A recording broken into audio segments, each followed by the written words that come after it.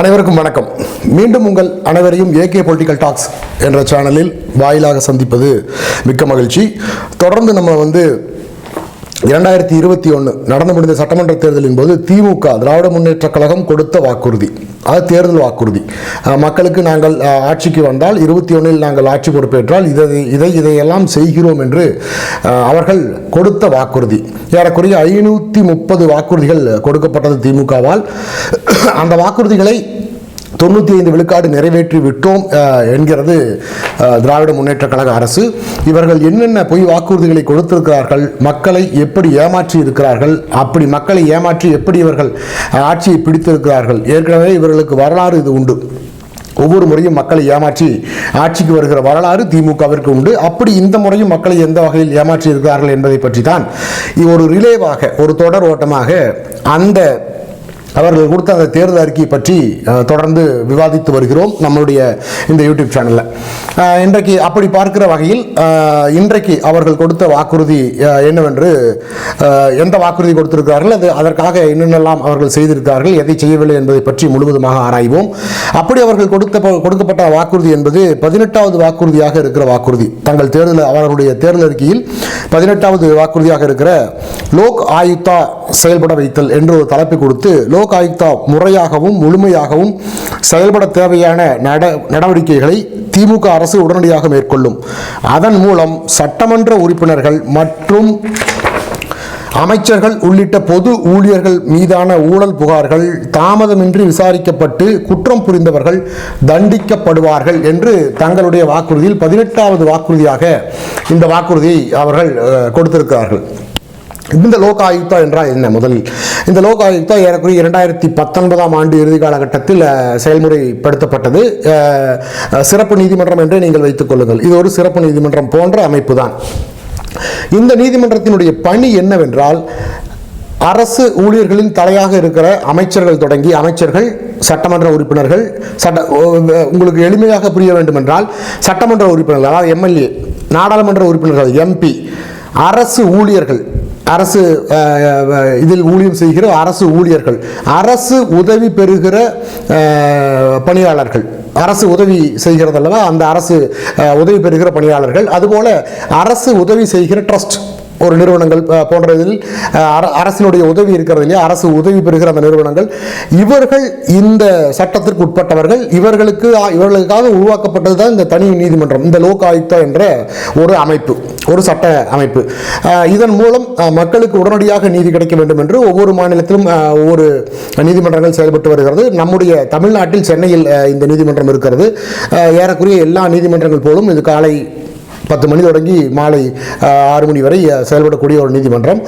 இந்த நீதிமன்றத்தில் இந்த ஊழல் செய்த இந்த குறிப்பிட்டு நான் சொன்னேன் அல்லவா, இந்த சட்டமன்ற, நாடாளுமன்ற மற்றும் அரசு சார்பு அரசு ஊழியர்கள், இவர்கள் மேல் சாட்டப்படுகிற ஊழல் குற்றச்சாட்டுகள் இந்த நீதிமன்றத்தில் விசாரிக்கப்பட்டு விரைவாக தண்டனை அவர்களுக்கு கொடுக்க வேண்டும் என்பதற்காக உருவாக்கப்பட்டதுதான் இந்த லோக் ஆயுக்தா என்ற இந்த சட்ட அமைப்பு. இப்படிப்பட்ட சட்ட அமைப்பை நாங்கள் வந்தால் உடனடியாக நாங்கள் செயல்படுத்தி இங்கே ஊழல் செய்கிற அதிகாரிகளையும் அரசு ஊழியர்களையும் எங்களுடைய சட்டமன்ற உறுப்பினர், நாடாளுமன்ற உறுப்பினர்களாக இருந்தால் கூட நாங்கள் செய்வோம் என்றுதான் இவர்கள் வாக்குறுதி கொடுத்திருக்கிறார்கள். தமிழ்நாட்டில் வர வர ஒரு யாரெல்லாம் வாக்குறுதி கொடுக்க வேண்டும், எந்தெந்த வாக்குறுதியை கொடுக்க வேண்டும் என்று ஒரு விவஸ்தை கூட இல்லாமல் போய்விட்டது என்றுதான் தோன்றுகிறது. திமுக இப்பேற்பட்ட ஒரு வாக்குறுதியை கொடுப்பதற்கு திமுகவிற்கு என்ன தகுதியும் அருகதையும் இருக்கிறது?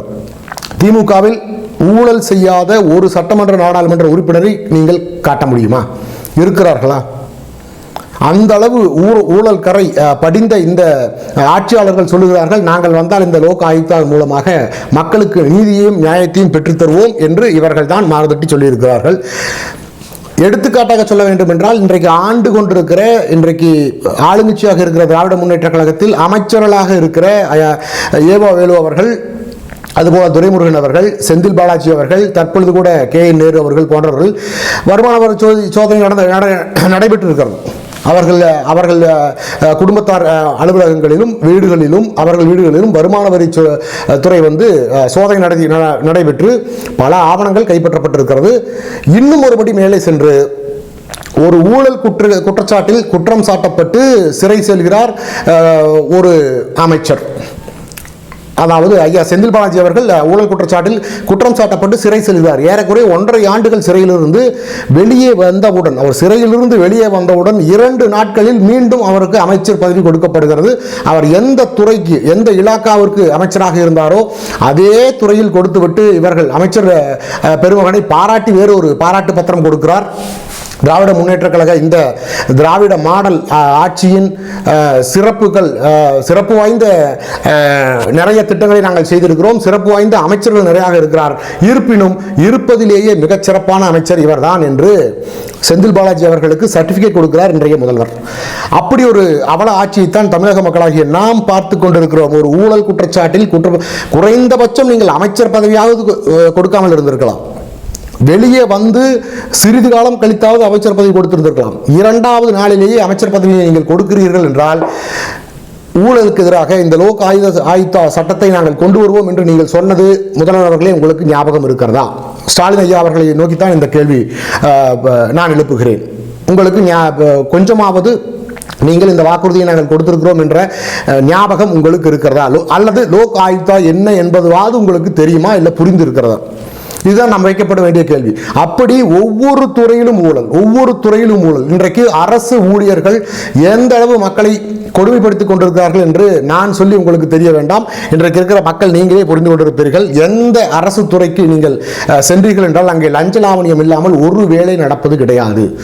அதாவது தாங்கள் செய்கிற அந்த அரசு ஊழியர்கள் செய்கிற வேலையை மீறுவதற்கு லஞ்சம் பெற்றுக் கொண்டிருந்த ஒரு சில காலம் போகி தற்பொழுது இந்த 4 ஆண்டுகளாக தங்களுடைய இந்த மக்கள், ஏனென்றால் மக்களாகிய நம்முடைய வரிப்பணத்தில் ஊதியம் பெற்றுக் கொண்டிருக்கிற அரசு ஊழியர்கள் இன்றைக்கு தங்களை அரசு அதிகாரிகள் என்று கூறிக்கொள்கிறார்கள். அதுவே சட்ட விதிப்படி குற்றம் என்று வழக்கறிஞர்கள் சொல்கிறார்கள். அவர்கள் அரசுக்காக, இங்கே அரசு என்ற மக்கள், இந்த மக்களுக்காக ஊழியம் செய்ய வந்த ஊழியர்கள் தான் அவர்கள், அதிகாரிகள் அல்ல என்று சட்ட விதி இருக்கிறது என்று சட்ட வல்லுநர்கள் கூறுகிறார்கள். அப்படிப்பட்ட அரசு ஊழியர்கள் இன்றைக்கு எந்த அளவு அதிகாரத்தை துஷ்பிரயோகம் செய்கிறார்கள் என்று தினம் தினம் நாம் பார்த்து கொண்டிருக்கிறோம். பாதிக்கப்பட்ட ஒரு நபரை சென்னையில் ஒரு சிறுமி, 10 வயது நிரம்பிய ஒரு சிறுமி பாலியல் வன்புணர்வு செய்யப்பட்டு அந்த கொடுமைக்கு உள்ளாக்கப்பட்டு நம் வீட்டில் இருப்பது போல ஒரு சிறு குழந்தை, அந்த குழந்தை இந்த இதில் பாதிக்கப்பட்டிருக்கிறது. அந்த பெற்றோர்கள் இதுபோல என் குழந்தை பாதிக்கப்பட்டிருக்கிறது, இந்த குறிப்பிட்ட இந்த நபர் தான் இதை செய்திருக்கிறார் என்று காவல் நிலையம் செல்கிறார்கள். அவர்கள் சென்ற காவல் நிலையத்தில் ஆய்வாளராக இருக்கக்கூடியவர் ஒரு பெண். பாதிக்கப்பட்டிருப்பது ஒரு பெண் பிஞ்சு குழந்தை, ஒரு பிஞ்சு குழந்தை பாதிக்கப்பட்டிருக்கிறது. இவர்கள் போய் அங்கே இவர்கள் மேல் நடவடிக்கை எடுங்கள், என்னுடைய குழந்தை இது பாதிக்கப்பட்டிருக்கிறது, பாலியல் வன்புணர்வு செய்யப்பட்டிருக்கிறது என்று அவர்கள் அந்த குறிப்பிட்ட நபர் மீது நடவடிக்கை எடுங்கள், உடனடியாக அவர்களை கைது செய்து என்னுடைய மகளுக்கு நீதியை பெற்றுத்தருங்கள் என்று இந்த குழந்தையின் பெற்றோர்கள் அங்கே செல்கிறார்கள். அங்கு இருந்த ஒரு பெண் ஆய்வாளர் புகார் கொடுக்க சென்ற அந்த குழந்தையின் பெற்றோர்களை ஆடைகளை கலந்து நிர்வாணப்படுத்தி அடித்திருக்கிறார். இது எங்காவது நடக்குமா? இவர்கள் தான் லோக் ஆயுக்தாவை பற்றி பேசிக் கொண்டிருக்கிறார்கள். நாங்கள் உடனடியாக இந்த மக்களுக்கு நியாயத்தை பெற்று தந்து விடுவோம் என்று வாய்களியே பேசிக் கொண்டிருக்கிறது திமுக. நடந்தது அனைவரும் நம் கண் முன்னே கண்டோம். இது மிகப்பெரிய பிரச்சனையாகி பேசுபொருளாகி சமூக ஊடகங்கள், அதாவது ஃபேஸ்புக், யூடியூப் போன்ற சமூக ஊடகங்களின் வாயிலாக இது மிகப்பெரிய பிரச்சனையாகி உடனடியாக அவர் மீது வழக்கு தொடுக்கப்பட்டது.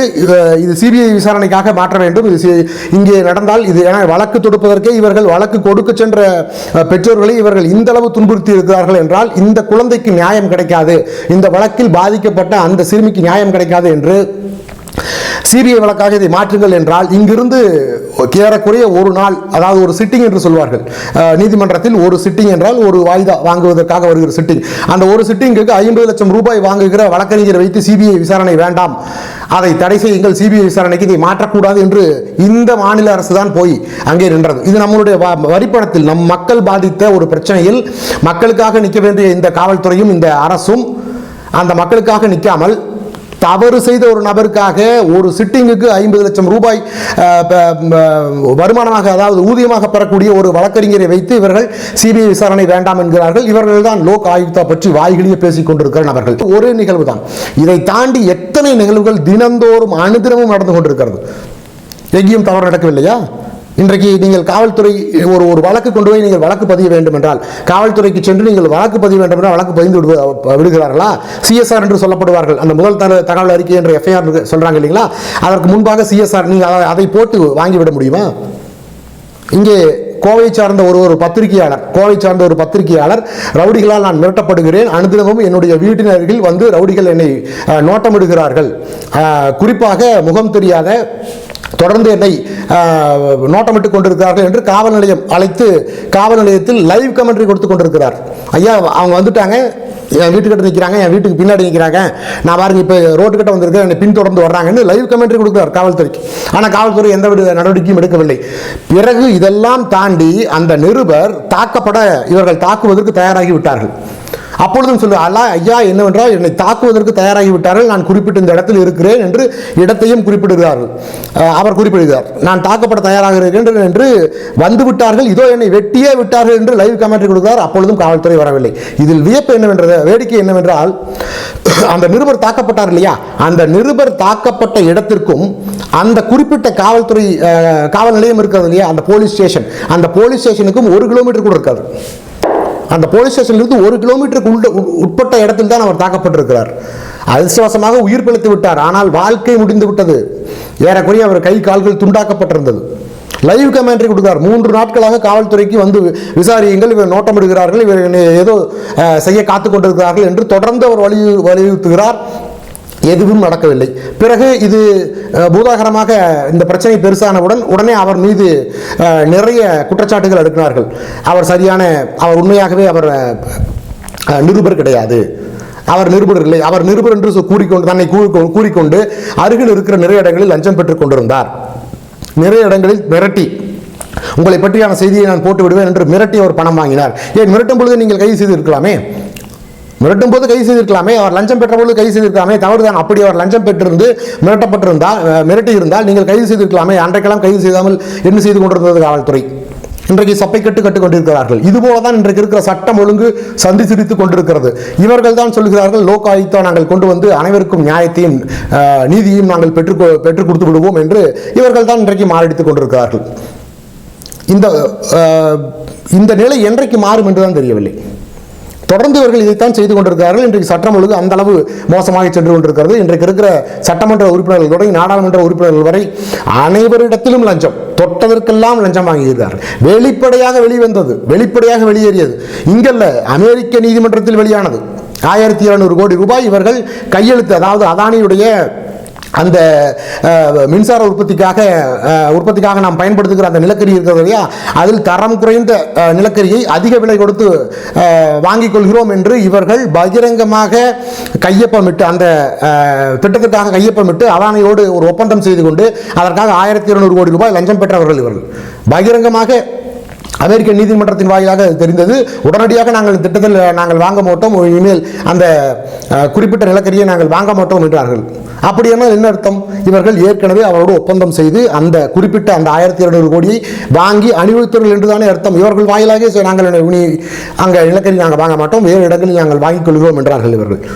இதுபோல பல நாசகார திட்டங்களில் பல ஊழல்கள் மலிந்து கிடக்கிறது. இன்னும் ஒரு எடுத்துக்காட்டு ஒன்றை சொல்லி இந்த காணொலியை முடித்துக் கொள்ளலாம் என்று நினைக்கிறேன். நான் 2021 சட்டமன்ற தேர்தல் நடந்து கொண்டிருந்த பொழுது, அப்பொழுது இங்கே அதிமுக ஆளுங்கட்சியாக இருந்த பொழுது, எங்கள் கோவை மாவட்டத்தில் ஒரு வழக்கு உண்டு. இங்கே பசுக்களை வைத்து பால் பண்ணை வைத்திருக்கிறார்கள் இல்லையா, மாடுகளை வைத்து அந்த மாட்டின் மூலம் பால் உற்பத்தி பெறுகிறார்கள் இல்லையா, அந்த பால் உற்பத்தியாளர்கள் அவர்கள் பெரும்பாலும் அவர்கள் அந்த மாடு கட்டுகிற அந்த கட்டுத்தரை இருக்கிறது அல்லவா, அந்த கட்டுத்தரை இந்த மாடு சாணமிட்டோ அல்லது சிறுநீர் கழித்தோ அது அந்த இடம் முழுவதும் ஈரமாக்கிவிடும்.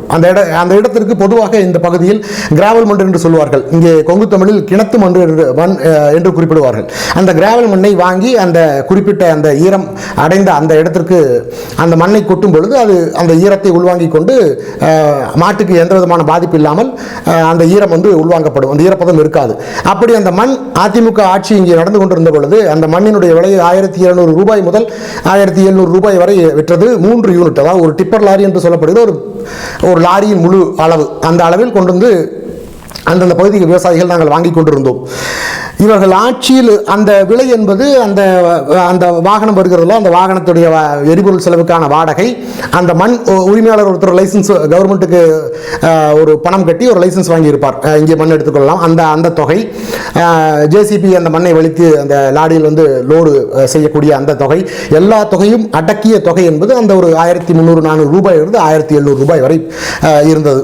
தூரத்திற்கேற்ப சிறிது ஏற்ற இறக்கம் இருக்கும். எப்பொழுது திமுக ஆட்சிக்கு வந்து ஒரு வாரம் கழித்து அந்த மண் 6000 7,000 ரூபாய் ஆனது. இன்றைக்கு 8,000 9,000 ரூபாய்க்கு சென்று விட்டது. அதே மண், அதே லாரி, அதே ஜேசிபி, அதே பகுதி, அதே மண் எடுக்கிற அதே இடம். ஏறக்குறைய அரசுக்கு கட்ட வேண்டிய ஒரு லோடு எடுத்தால் இவ்வளவு கட்ட வேண்டும் என்று அந்த லைசன்ஸ் கொடுப்பார்கள் இல்லையா, அதே இடம்தான். ஆனால் மண்ணுடைய விலை மட்டும் எப்படி 6,000 8,000 ரூபாய் மாறியது என்றால், நீ மண் எடுத்தால் எடுக்காமல் போனால் போ, எனக்கு அதை பற்றி கவலையே கிடையாது, எனக்கு லோடுக்கு 4,000 ரூபாய் நீ லஞ்சம் கொடுத்தா தான் மண் எடுக்க முடியும் என்ற நிலையை ஏற்படுத்தி இருக்கிறார்கள். இவர் நான் ஏற்கனவே சொன்ன இல்லையா, 1.5 வருடம் வனவாசம் சென்று வந்தவர் அல்லவா அவர், உத்தமர் அல்லவா இவர், அவருடைய பகுதி தான் இது, அவருடைய கட்டுப்பாட்டில் இருக்கிற கோவை மாவட்டம் தான் இது. அப்போ இந்த பணம் எங்கே செல்கிறது என்று ஊர் உலக அறிந்த விடயம். கோவை பகுதியில் இருக்கிற மக்கள் அனைவரும் புரிந்து கொள்வீர்கள் என்று நினைக்கிறேன். இந்த கிராவல் மண் பற்றிய இந்த கிராவல் மண்ணில் நடக்கிற இந்த ஊழல் என்பது இங்கு கோவை மாவட்டத்தை சார்ந்த ஒரு பகுதி மட்டும்தான். இதை தாண்டி 10 ஆண்டுகளாக மணல் எடுக்க முடியாத ஒரு நிலை இருந்தது. ஆற்றுப்படுகையில் மணல் எடுக்காமல் இருந்தது. இன்றைக்கு அந்த மணல் வண்டியாக லாரியாக அந்த மணல்கள் கடத்தப்படுகிறது. அதை பற்றியெல்லாம் இவர்களுக்கு கவலை இல்லை. அந்த ஊழல் குற்றங்கள் எல்லாம் இந்த லோக் ஆயுக்தாவில் வராதா முதல்வர் அவர்களே? அதில் ஈடுபட்ட அவர்கள் எல்லாம் நான் ஏற்கனவே குறிப்பிட்ட இந்த சட்டமன்ற நாடாளுமன்ற அரசு ஊழியர்கள் அந்த அமைப்பில் வரமாட்டார்களா? இல்லை இதை கண்டும் காணாமல் நீங்கள் இருக்கிறீர்களா? இல்லை நடப்பதே உங்களுக்கு தெரியாதா? இது ரெண்டில் ஏதோ ஒன்று தான் இருக்க வேண்டும். ஒன்று, முதல்வர் அவர்கள் இதை கண்டும் காணாமல் அதில் வருகிற கமிஷனை தான் பெற்றுக்கொண்டு கண்டும் காணாமல் இருக்க வேண்டும். அல்லது முதல்வருக்கு நடப்பதே தெரியாமல் இருக்க வேண்டும். நடப்பதே தெரியாது என்றால் எதற்கையா எங்களுக்கு இப்படி ஒரு முதல்வர்? எதற்கு இப்படி ஒரு முதல்வர் எங்களுக்கு? இங்கே நடக்கிற இந்த ஊழலும் இந்த லஞ்ச லாவண்யமும் மக்கள் அவதிப்படுகிற இந்த நிலையில் நாங்கள் இருந்து கொண்டிருக்கும் பொழுது இதையெல்லாம் தெரியாத ஒரு முதல்வர் எங்களுக்கு எதற்கு? இல்லை, தெரிந்து கொண்டு நாங்கள் இப்படித்தான் எங்கள் ஆட்சி நடக்கும் என்றால் வருகிற 2026 நல்ல பாடம் உங்களுக்கு காத்து கொண்டிருக்கிறது என்பதை நீங்கள் உணர்ந்து கொண்டு இனியேனும் சரியாக செயல்படுவீர்கள் என்று நம்புகிறோம். நீங்கள் என்னதான் அடுத்த ஒரு வருடம் சரியாக செயல்பட்டாலும் உங்கள் மேல் படிந்த கரை தான். 26 திராவிட முன்னேற்ற கழகம் ஆட்சி இழப்பது என்பது உறுதியாகிவிட்டது. அனைத்து இந்திய அண்ணா திராவிட முன்னேற்ற கழகம் எந்த அளவு மக்களுக்காக மக்கள் நலனுக்காக எத்தனை திட்டங்களை கொண்டு வந்தது என்று மக்கள் இன்றைக்கு நினைத்து பார்க்கிறார்கள். எப்பொழுதுமே ஒரு பழமொழி சொல்வார்கள், என்ன என்றால், இன்பம் என்பது ஒரு மனிதனுடைய இன்பம் என்பது எப்பொழுது தெளிவாக அறியும், நம்மளால் உணர முடியும், அந்த இன்பத்தை உணர முடியும் என்றால் துன்பத்தில் இருக்கிற வேளையில் தான் இன்பத்தை உணர முடியும். எளிமையாக சொல்ல வேண்டும் என்றால், இருக்கும் பொழுது ஒரு பொருளின் அருமை தெரியாது, அது இல்லாமல் இருக்கிற பொழுதுதான் அந்த பொருளினுடைய அருமை தெரியும். இது குறிப்பாக ஒவ்வொரு குடும்பத்திலும் தந்தை இருக்கும் பொழுது அந்த தந்தையின் அருமை தெரிவதில்லை குழந்தைகளுக்கு. அந்த தந்தை இல்லாத காலத்தில் தான் அவருடைய அருமை நமக்கு புரியும். அப்படிப்பட்ட ஒரு நல்ல பண்பு மிக்க ஒரு தலைவரைத்தான் இந்த தமிழகம் இந்த 4 ஆண்டு காலமாக இழந்திருக்கிறது என்பதுதான் உண்மை. இவர்கள் 5.5 லட்சம் கோடி 4 ஆண்டில் கடன் வாங்கி விட்டார்கள். அந்த காசு எங்கே போனது என்று குறிப்பே இல்லை. வருகிற 2026 அனைத்து இந்திய அண்ணா திராவிட முன்னேற்ற கழகம் ஆட்சிக்கு வரும். வந்தவுடன் இதே லோக் ஆயுக்தாவின் மூலம் இன்றைக்கு ஊழல் செய்த அனைத்து நபர்களும் மீதும் நடவடிக்கை இருக்கும். மக்களின் பணம் மக்களுக்கே மீண்டும் கொண்டு சேர்க்கப்படும். இது உறுதியாக நடந்தே தீரும். மீண்டும் அடுத்த காணொளியில் உங்களை சந்திக்கும் வரை உங்களிடமிருந்து விடைபெறுவது அருள்குமரன். இணைந்திருங்கள் AK பொலிட்டிக்கல் டாக்ஸோடு. மீண்டும் அடுத்த காணொளியில் சந்திப்போம். நன்றி, வணக்கம்.